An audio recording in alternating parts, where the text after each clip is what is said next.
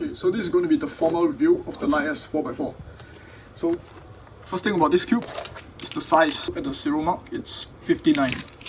So this is something that I've always wanted to see in a 4x4, but I've yet to see it, so I made my own.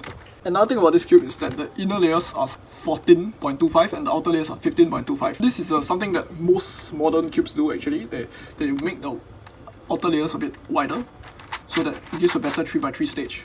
And honestly, if you could modify the Aosu GTS2 such that everything about the cube is preserved except that they size it down to exactly the same layer size as my own cube. I think I would like the cube a lot, but we have seen it before already. It's from the regular to the mini Aosu, and same thing for the Wuqie.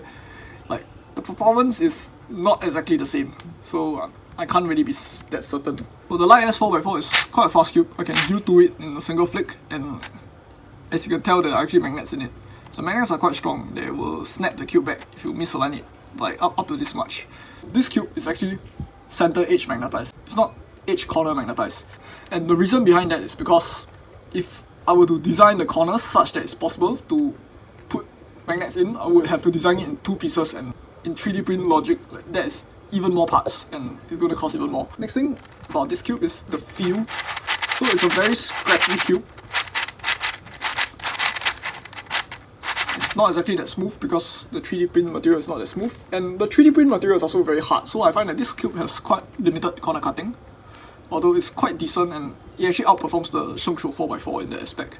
So it can do like just slightly less than a full piece forward, and okay, the magnets will snap it back, so it's quite hard to do a reverse corner cutting demo, but somewhere around here it does reverse corner cut.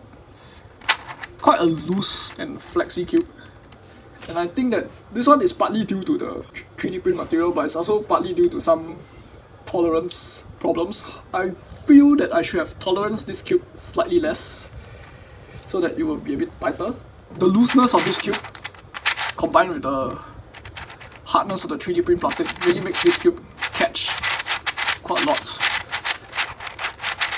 I would say that in general the performance is somewhat comparable to the Shengshu 4, and it might be a stretch, but I would say Yixing Unicorn King 4x4. An interesting thing about the Yixing Unicorn King 4x4 is I used to have one, and then I modded it into a 4x4x2, and then after that I completely just destroyed the cube because I want to sacrifice my Unicorn King to build this cube. So this cube actually uses the core of the Yixing Unicorn King, and the reason why I chose to build this cube this way is because the Unicorn King core is actually quite friendly for 3D design. The Lai S 4x4 uses the mechanism of the Moi Hua Chuang, except that I added a few modern innovations from newer cubes, as well as I made some compromises due to the limitations of SolidWorks and 3D printing. So I originally intended to use the ESL springs in this cube, but I ended up using Aosu springs instead because the cube turned out looser than I expected. And another compromise I did was this cube actually has a spherical mechanism instead of cylindrical. So most of the top cubes on the market actually use a cylindrical mechanism.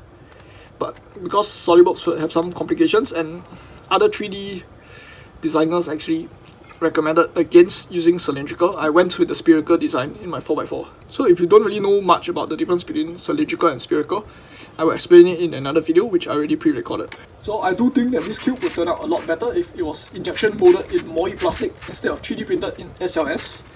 And it would also have been a lot better if I have multiple rounds of prototyping and like infinite resources to, not really infinite, but enough resources to really plan and make this cube turn out the way I wanted to. This will definitely be something that Moi Factory or some of the other big companies would be capable of, but I don't really have a connection to any of those companies. The only connection I have is CubeWorks, which is a retailer and not a factory. So if Lai S is a Moi sub-brand similar to Kong's Design or Guoguan or Classroom, then this cube would turn out like very different from what it currently is. But for a 3D printed puzzle, I find that it's quite satisfactory already. This cube actually fulfilled my ambition of trying to test out the full process of designing and printing my own cube.